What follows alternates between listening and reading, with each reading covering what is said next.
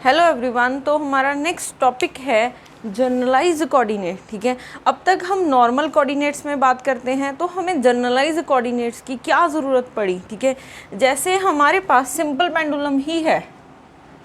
ठीक है, ये एक सिंपल पेंडुलम है जिसकी लेंथ एल है और ये थीटा बना रहा है। ठीक है, एंगल थीटा बना रहा है।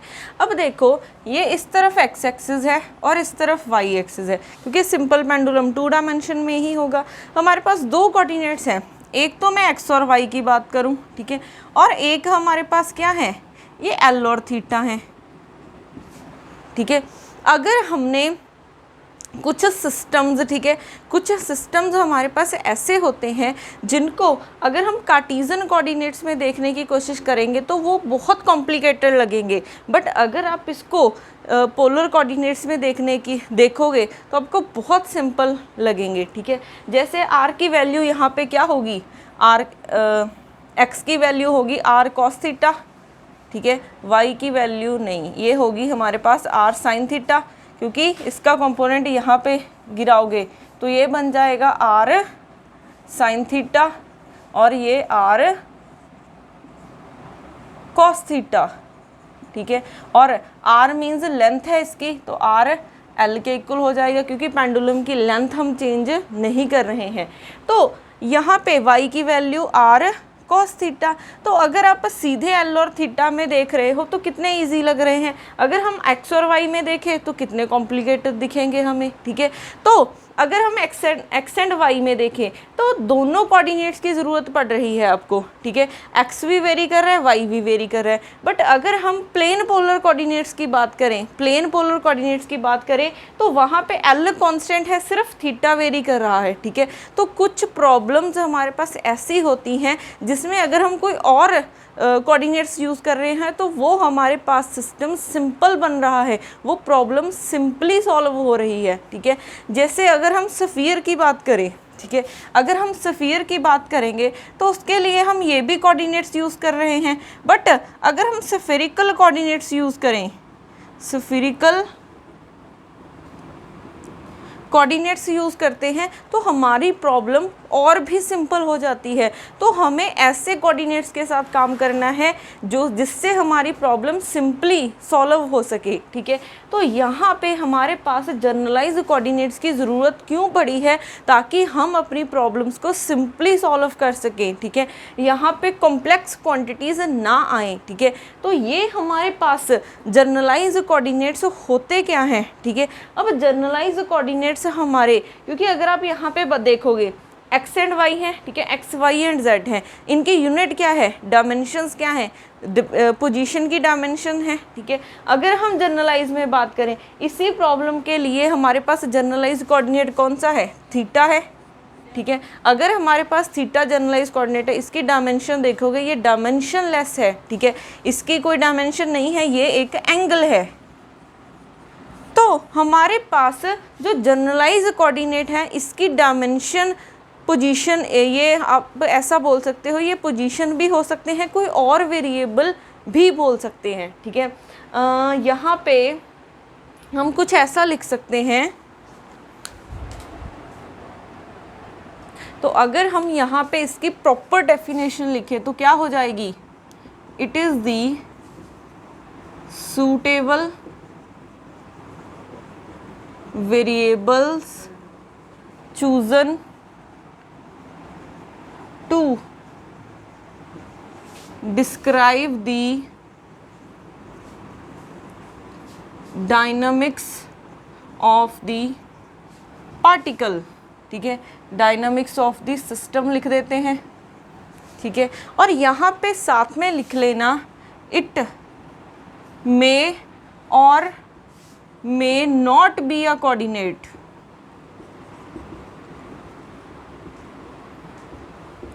it may और may not be a coordinate, क्योंकि हमने यहाँ पे बोला है कि थीटा भी जनरलाइज कोऑर्डिनेट बन सकता है, तो थीटा कोई कोऑर्डिनेट नहीं है।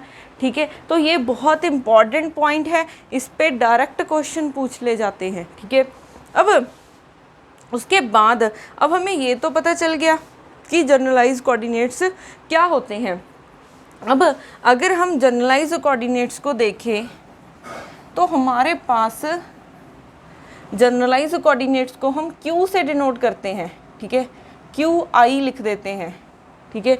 QIth मीन्स ये जितने मर्जी हो सकते हैं हमारे पास वेरिएबल्स को QIth क्या है, जनरलाइज कोऑर्डिनेट्स। ये एक भी हो सकता है, दो भी हो सकते हैं, तीन भी हो सकते हैं, अप टू सो ऑन, ठीक है। तो QI डॉट, ठीक है, जैसे हमारे पास सिंपल x कोऑर्डिनेट है तो वेलोसिटी क्या होगी, dx/dt, इसको हम x डॉट भी लिख सकते हैं। तो सिमिलरली ये क्या हो जाएगा, करली QI बाय करली t, ठीक है। Q का जर्नलाइज कोऑर्डिनेट का अगर टाइम के साथ डेरिवेटिव किया तो वो वेलोसिटी बन जाएगी, तो इसे क्या लिखेंगे, जर्नलाइज्ड वेलोसिटी, ठीक है। ये क्या है हमारे पास, जनरलाइज वेलोसिटी। अब उसके बाद अगर हम देखें ये दोनों, ठीक है, QI एंड QI डॉट, ये क्या होते हैं, इंडिपेंडेंट होते हैं। ये है इंडिपेंडेंट वेरिएबल, ये एक दूसरे पे डिपेंड नहीं करते हैं। इसको मैं कुछ ऐसा लिख सकती हूँ, करली Q बाय करली, ठीक है, चाहे ये लिख लो, करली Q डॉट का अगर आप Q के साथ डेरिवेटिव करोगे तो वो ज़ीरो आएगा, क्योंकि जो Q डॉट है वो Q पे डिपेंड नहीं करता है। मैंने क्या लिखा है, ये दोनों क्या हैं, इंडिपेंडेंट वेरिएबल्स हैं, तो ये दोनों एक दूसरे पे डिपेंड नहीं करेंगे। सिमिलरली अगर आप Q का डेरिवेटिव करोगे QI डॉट के साथ तो ये भी क्या मिलेगा, ज़ीरो मिलेगा, ठीक है, क्योंकि ये एक दूसरे पे डिपेंड नहीं करते हैं। तो अगर हम इसको थोड़ा सा जनरलाइज वे में लिख दें तो ये कुछ ऐसे हो जाएगा, यहाँ पे IJ, ठीक है, इसको मैं डेल्टा IJ लिख रही हूँ। डेल्टा IJ क्या होता है, क्रोनोकर डेल्टा फंक्शन, इसकी प्रॉपर्टी क्या होती है, इसकी वैल्यू 1 होगी। कब 1 होगी, जब I और J इक्वल होंगे, जब I और J इक्वल होंगे। इसकी वैल्यू 0 होगी जब I और J not equal to J होगा। अगर तो ये इक्वल हैं, ठीक है, हमने यहाँ पे क्या लिख दिया है, अच्छा आप इसको थोड़ा सा ऐसे लिख सकते हो, क्योंकि अगर आप हम Q और इस पे लगाएं, ठीक है, तो ये वैसे भी ज़ीरो होगा। यहाँ पे ये लिखो, ठीक है, फिर कंफ्यूज नहीं होंगे, यहाँ पे भी डॉट है, यहाँ पे भी डॉट है। क्योंकि ये मैंने क्यों लिखा है, ठीक है, क्योंकि हमारे पास ये इसके कुछ भी हो सकते हैं, ठीक है। ith क्यों लिखा है, क्योंकि जितने मर्जी हमारे पास जनरलाइज कोऑर्डिनेट्स हो सकते हैं और उसके क्रॉसपॉन्डिंग जितनी मर्जी हमारे पास क्या हो सकती हैं, वेलोसिटीज़ हो सकती हैं। तो अगर आप QIth का QIth J डॉट के साथ डेरिवेटिव करोगे तो वो डेल्टा IJ मीन्स, अगर तो दोनों इक्वल हैं, ठीक है, इक्वल मीन्स करली QI dot by curly QI dot. Equal का मतलब QI लिख सकती हूँ तो इसकी वैल्यू 1 आ जाएगी। अगर कोई और वेरिएबल आता है, ठीक है, I की जगह पे अगर कुछ और आ जाता है तो इसकी वैल्यू क्या हो जाएगी, 0 हो जाएगी, ठीक है, ठीक है। तो इसका ध्यान रखना है। ये Q डॉट के साथ था। अगर मैं इसको लिखूं, जैसे ये आपको बेस्ट कैसे पता लग सकता है, जैसे आपके पास दो वेरिएबल्स हैं, ठीक है, हम x और y, क्योंकि x और y भी आपके पास जनरलाइज कोऑर्डिनेट्स हो सकते हैं, ठीक है। ये हमने जनरलाइज कोऑर्डिनेट्स क्या लिखे हैं, ये सूटेबल वेरिएबल्स हैं chosen to describe the dynamics of the system. ये x y भी हो सकते हैं, एंगल्स भी हो सकते हैं, ठीक है।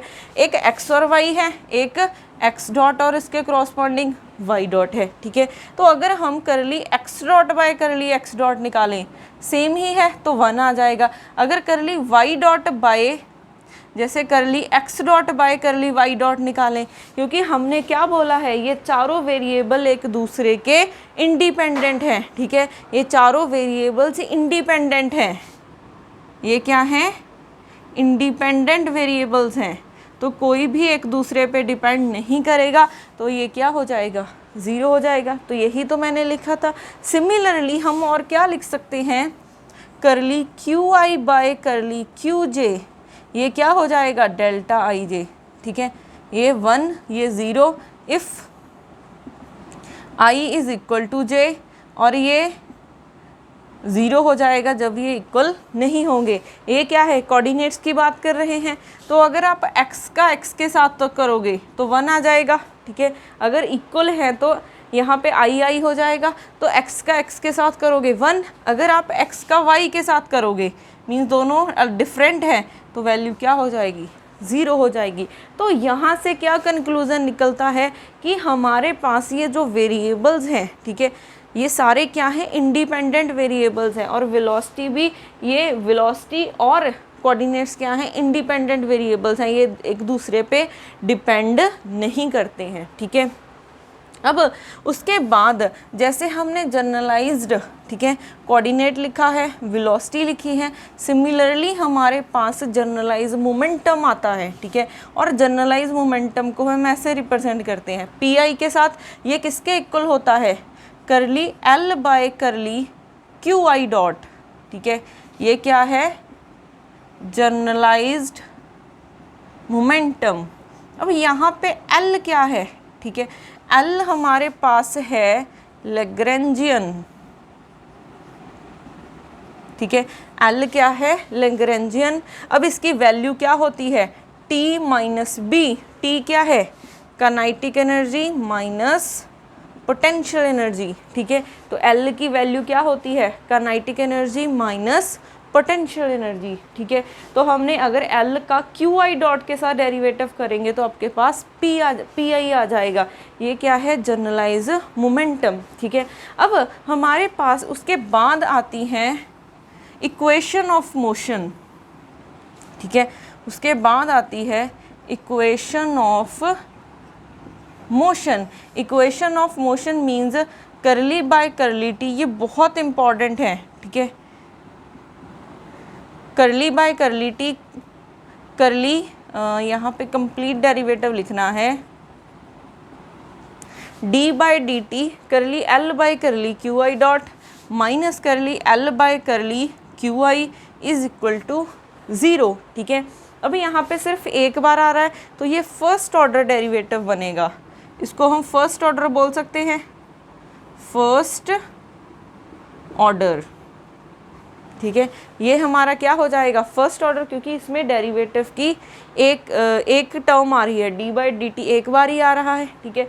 अब इसको और वे से भी सेकेंड ऑर्डर अगर हमने लिखना हो तो क्या हो जाएगा, यहाँ पे सेकेंड ऑर्डर डाल दोगे तो curly L by curly Q I dot minus D by D T curly L by curly Q I dot, फिर plus curly L by curly Q I is equal to 0। देखो पहले ये plus है फिर minus है, ये plus minus alternative चलेगा। अब सेकंड डाल दिया है आपने, ठीक है। डेरिवेटिव जब आप डी बाई डी टी लिखते हो तो क्यू आई डॉट ही लिखना है आपने, ठीक है, इसका ध्यान रखना। सेकेंड डेरिवेटिव है, अगर प्लस है तो उसके बाद माइनस आएगा, फिर उसके बाद क्या आ जाएगी, प्लस वाई टर्म आ जाएगी, इसको हम बोलते हैं सेकेंड ऑर्डर। अब मोस्टली, ठीक है, एग्ज़ाम में हम इसके साथ काम करते हैं, ठीक है। अगर आप उसका 2 टाइम्स डेरिवेटिव करोगे तो वो टर्म 0 बन जाती है, तभी ये मोस्टली इक्वेशन, अगर उसका सेकेंड डेरिवेटिव 0 बन जाएगा तो यही इक्वेशन आ जाएगी, ठीक है। ये भी यूज़ हो जाती है, इस पे भी एग्ज़ाम में क्वेश्चन आया हुआ है, ठीक है। इसका थर्ड भी यूज़ हो जाता है, वो आपको क्वेश्चन करके पता चलेगा कि कहाँ पे कौन सी इक्वेशन यूज़ होती है, ठीक है। मोस्टली हम ये वाली इक्वेशन यूज़ करते हैं, ठीक है। अब ये हमारे पास क्या है, इक्वेशन ऑफ मोशन, ये सिर्फ आयत कोऑर्डिनेट्स के लिए है, ठीक है। जैसे आपके पास फॉर एग्जांपल कि जैसे 2 जनरलाइज कोऑर्डिनेट्स हैं, ठीक है, 2 जनरलाइज कोऑर्डिनेट है, x और y 2 जनरलाइज कोऑर्डिनेट्स हैं, तो 2 इक्वेशंस बनेगी, ठीक है। पहले आपके पास x के लिए curly l by curly x dot minus curly L by curly x is equal to 0। फिर सेकेंड के लिए, सेकेंड वेरिएबल के लिए, तो जितने जनरलाइज कोऑर्डिनेट्स होंगे उतनी ये इक्वेशंस बनेंगी, ठीक है। Curly L by curly y dot minus curly L by curly y is equal to 0। तो यहाँ पे साथ में लिख लेना कि जितने आपके पास जनरलाइज कोऑर्डिनेट्स होंगे उतने ही आपके पास इक्वेशन ऑफ मोशन बनेगी। ये बहुत इंपॉर्टेंट इक्वेशंस हैं, ठीक है। अब इसके रिलेटेड क्वेश्चन भी करेंगे, बट उससे पहले एक हमारे पास आता है साइक्लिक कोऑर्डिनेट्स, ठीक है। एक हमारे पास आते हैं साइक्लिक कोऑर्डिनेट्स। अब साइक्लिक कोऑर्डिनेट्स क्या होते हैं? साइक्लिक कोऑर्डिनेट्स मींस, ठीक है, जैसे एल है, ठीक है, मैं कुछ ऐसे लिख रही हूँ, एग्जांपल से समझाती हूँ। X dot square plus y dot square minus m g y, ठीक है। हमारे पास यहाँ पे दो जनरलाइज कोऑर्डिनेट्स हैं, एक एक्स और वाई, ठीक है। हमारे पास दो जनरलाइज कोऑर्डिनेट्स हैं, एक्स और वाई, टू जनरलाइज्ड कोऑर्डिनेट्स हैं, ठीक है। अगर x और y टू जनरलाइज कोऑर्डिनेट्स हैं, अब यहाँ पे अगर y है, ठीक है, तो y डॉट भी आ रहा है, ठीक है।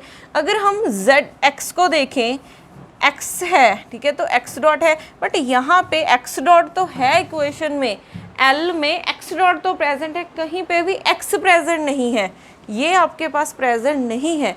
तो कहीं भी अगर आपके पास उस जनरलाइज कोऑर्डिनेट प्रेजेंट ना हो, बट उसका वेलोसिटी कंपोनेंट प्रेजेंट हो, ठीक है, वो जनरलाइज कोऑर्डिनेट प्रेजेंट ना हो बट उसका वेलोसिटी कंपोनेंट प्रेजेंट है, जैसे यहाँ पे x डॉट है, वेलोसिटी होती है x डॉट, तो x प्रेजेंट नहीं है, तो x हमारा क्या हो जाएगा? साइक्लिक कोऑर्डिनेट हो जाएगा, ठीक है। x हमारा साइक्लिक कोऑर्डिनेट हो जाएगा। तो हमारे पास अगर इसकी कंडीशन लिखें तो करली l बाय करली x करोगे वो क्या हो जाएगा?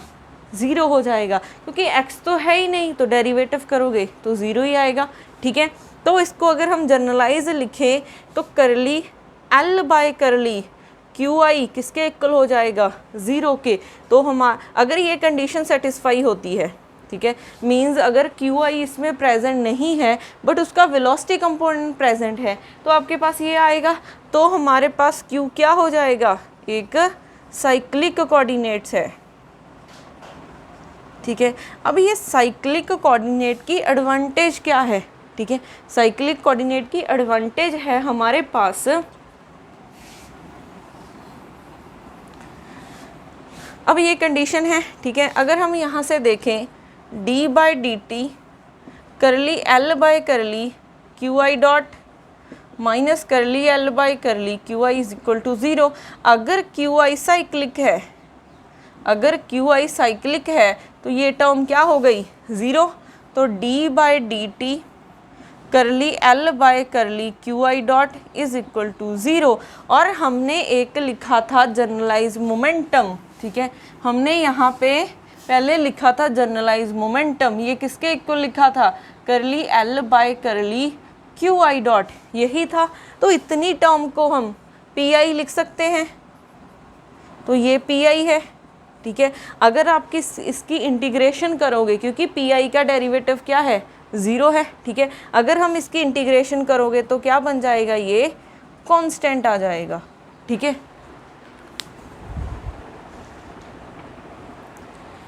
तो यहाँ पे अगर हमारे पास, ठीक है, इसका डेरिवेटिव 0 है तो PI हमारा क्या हो जाएगा? कांस्टेंट। तो अगर कोई भी कोऑर्डिनेट साइक्लिक होता है तो उसके क्रॉसपॉन्डिंग जो मोमेंटम कोऑर्डिनेट है वो क्या हो जाएगा? कांस्टेंट हो जाएगा, ठीक है। तो हमारे पास अगर QI साइक्लिक है, QI अगर साइक्लिक कोऑर्डिनेट है तो हमारे पास इसके क्रॉसपॉन्डिंग जो मोमेंटम होगा, ठीक है, इसके क्रॉसपॉन्डिंग जो मोमेंटम होगा वो क्या हो जाएगा? कांस्टेंट हो जाएगा, ठीक है। कांस्टेंट मींस कंजर्व हो जाएगा, ठीक है। ये बहुत इंपॉर्टेंट रिजल्ट है, ठीक है, कि साइक्लिक कोऑर्डिनेट्स का यूज़ कहाँ होता है। अब उसके बाद अगर हम यहाँ पे इसकी एक एग्जांपल देखो, हमारे पास अगर L ये गिवन है 1/2m r dot square plus r dot square theta dot square plus GM/r, ठीक है।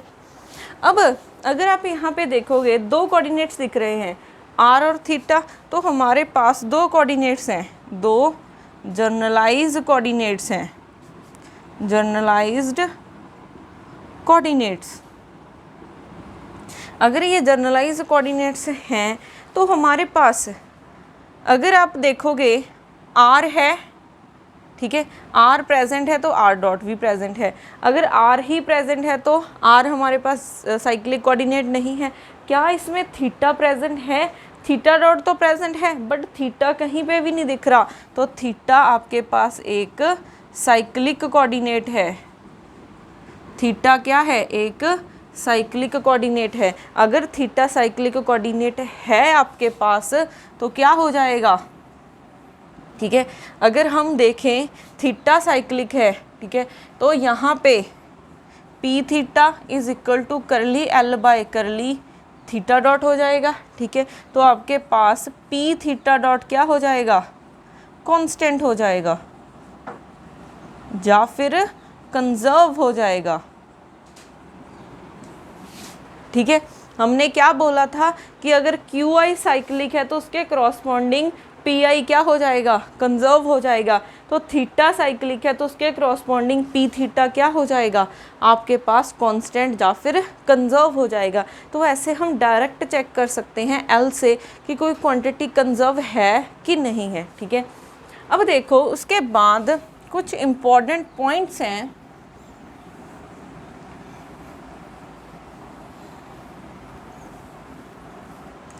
पॉइंट्स हमारे पास ये हैं कि अगर क्यू आई लीनियर कोऑर्डिनेट है,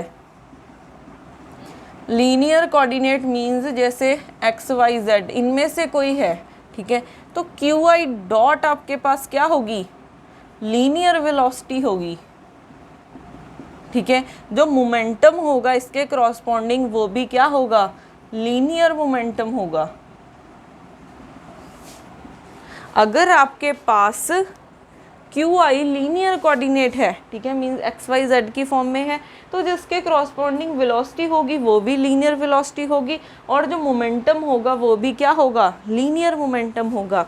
अगर आपके पास क्यू आई डॉट ये क्या आ जाते हैं? एंगुलर कोऑर्डिनेट्स आ जाते हैं, ठीक है, एंगुलर कोऑर्डिनेट्स। अगर ये एंगुलर कोऑर्डिनेट्स हैं, एंगुलर कोऑर्डिनेट्स मींस एंगल की फॉर्म में है, ठीक है, एंगल आ रहे हैं। अगर जनरलाइज्ड कोऑर्डिनेट्स आपके एंगल आ रहे हैं तो जो आपके पास क्यू आई होगा, क्यू आई डॉट होगा, वो क्या होगी? एंगुलर वेलोसिटी होगी, ठीक है। ये क्या होगी? एक एंगुलर वेलोसिटी होगी और जो मोमेंटम आएगा वो भी क्या होगा? एंगुलर मोमेंटम होगा, वो भी एक एंगुलर मोमेंटम होगा, ठीक है। तो इस बात का ध्यान रखना है। अगर क्यू आई लीनियर है तो उसके करस्पॉन्डिंग लीनियर वेलोसिटी होगी और लीनियर मोमेंटम होगा। अगर आपके पास क्यू आई एंगुलर है, मींस एंगल की फॉर्म में है, जनरलाइज्ड कोऑर्डिनेट थीटा और फाई की फॉर्म में है, तो Q I dot angular velocity होगी और पी आई आपके पास एंगुलर मोमेंटम होगा, ठीक है। अब इसके बाद कुछ क्वेश्चन करते हैं इसके related.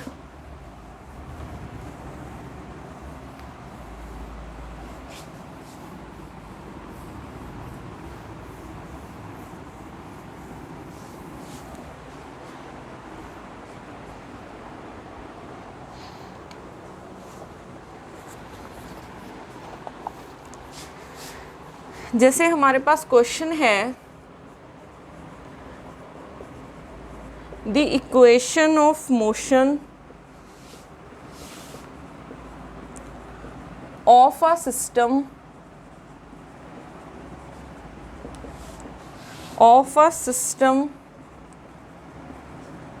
described by the time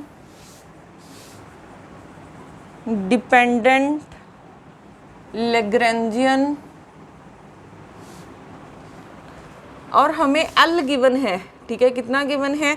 e raise to power gamma t 1/2 mx dot square minus v of x is, ठीक है। ऑप्शंस हैं m x double dot plus gamma M x dot plus curly d v by d x किसके इक्वल हो जाएगा 0, ठीक है, यहाँ पे करली आएगा।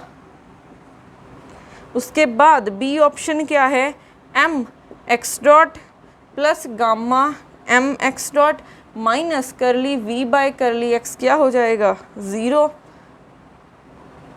उसके बाद सी ऑप्शन है m x dot minus gamma M x dot plus curly v by curly x क्या है 0। डी ऑप्शन है m x dot plus curly v by curly x is equal to 0, ठीक है। तो हमें यहाँ पे क्या फाइंड करना है, हमें इक्वेशन ऑफ मोशन फाइंड करनी है और हमें एल की वैल्यू गिवन है, ठीक है। तो इक्वेशन ऑफ मोशन हमारे पास क्या होती है, इक्वेशन ऑफ मोशन होती है d by D T curly L by curly q dot, ठीक है, minus curly L by curly q is equal to 0, ठीक है। अब मोस्टली फर्स्ट ऑर्डर ही यूज़ होती है। क्यों फर्स्ट ऑर्डर यूज़ होती है, फर्स्ट ऑर्डर इन टाइम बोल रही हूँ, अदरवाइज़ तो ये सेकेंड ऑर्डर बन जाएगी, ठीक है। अगर आप क्यू में देखोगे तो फर्स्ट ऑर्डर इन टाइम अगर हम देखें तो हमारे पास हम फर्स्ट इक्वेशन यूज़ कर रहे हैं फर्स्ट ऑर्डर वाली, सेकेंड ऑर्डर वाली क्यों यूज़ नहीं कर रहे हैं, क्योंकि अगर सेकेंड ऑर्डर वाली यूज़ करेंगे उसमें जो फर्स्ट टर्म आ रही थी ये वाली D by D T second time derivative है, करली एल बाई करली क्यू डॉट करोगे ये 0 बन जाएगा, फिर से यही इक्वेशन आ जाएगी, ठीक है। तो मोस्टली आप चेक कर सकते हो कि कौन सी इक्वेशन आपने यूज़ करनी है, तो मोस्टली ये वाली ही यूज़ हो जाती है। अब देखो इस इक्वेशन में हमें एक तो करली एल बाई करली क्यू डॉट चाहिए और एक करली एल बाई करली क्यू चाहिए, ठीक है, आयत होता है। अब पहले देखो इस इक्वेशन में कितने जनरलाइज कोऑर्डिनेट हैं, सिर्फ आपके पास एक दिख रहा है, एक्स दिख रहा है, तो सिर्फ एक जनरलाइज कोऑर्डिनेट है, ठीक है, एक्स सिर्फ एक जनरलाइज कोऑर्डिनेट है। अगर एक जनरलाइज कोऑर्डिनेट है तो इसको लिख सकते हैं D by D T curly l by curly x dot minus curly l by curly x is equal to 0। अब देखो हम यहाँ से curly l by curly x dot निकालते हैं, तो ये है एक तो टर्म गामा, ठीक है, एक्स डॉट के साथ करना है, ये तो 0 हो जाएगा क्योंकि एक्स पे डिपेंड कर रहा है, एक्स और एक्स डॉट इंडिपेंडेंट होते हैं, तो क्या हो जाएगा 1/2m 2 एक्स डॉट आ जाएगा, 2 के साथ 2 कैंसिल, तो ई रेस टू पावर गामा और साथ में m एक्स डॉट आ गया, ठीक है। अब उसके बाद हमें करली एल बाई करली एक्स चाहिए, ये क्या बन जाएगा E raise to power gamma T, ठीक है।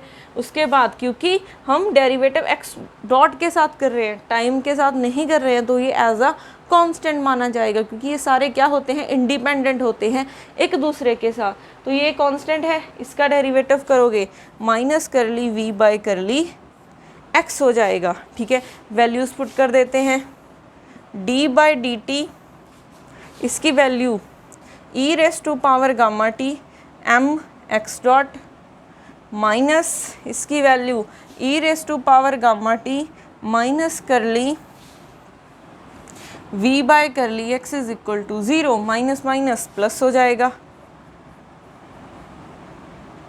अब यहाँ से भी अच्छा m नहीं निकल रहा है ना, E raise to power gamma M x dot minus minus minus plus E raise to power gamma T curly we by curly x is equal to 0। अब हमें टाइम के साथ डेरिवेटिव करना है, तो अगर टाइम के साथ डेरिवेटिव करना है हमें, तो ये भी टाइम के साथ डिपेंड कर रही है, इसमें भी टाइम आ रहा है, बट m कांस्टेंट है, इसको तो हम बाहर निकाल सकते हैं, तो m यहाँ पे एक ये है फंक्शन टाइम का, एक ये है, तो पहले इसको एज इट इज़ रखा, इसका टाइम के साथ डेरिवेटिव करोगे तो डबल डॉट आ जाएगा, ठीक है, प्लस एक्स डॉट को ऐसे ही रखा, इसका करोगे e raise to power gamma t, फिर गामा आ जाएगा साथ में, ठीक है, plus E raise to power gamma T curly we by curly x is equal to 0। यहाँ से e raise to power gamma t e raise to power gamma t common आ रहा है, m x dot plus x dot gamma है, ठीक है, ये बाहर निकाल लिया, फिर यहाँ से भी आ रहा है curly v by curly x is equal to 0। अब ये फैक्टर तो 0 नहीं हो सकता, तो इस फैक्टर को ही 0 होना पड़ेगा, ठीक है। तो यहाँ से m x double dot plus x dot plus करली v बाय करली x क्या हो जाएगा, 0 हो जाएगा। तो हमारे पास ये आ गया है आंसर। तो ये किसके साथ मैच कर रहा है? अच्छा, यहाँ पे देखो ये m इस फैक्टर के साथ मल्टीप्लाई था, तो अगर m यहाँ पे है तो यहाँ पे भी आएगा, ठीक है। तो ये फर्स्ट इक्वेशन के साथ मैच कर रहा है, ठीक है। तो हमारा ये आंसर हो जाएगा। तो ऐसे हम निकालते हैं इक्वेशन ऑफ मोशन।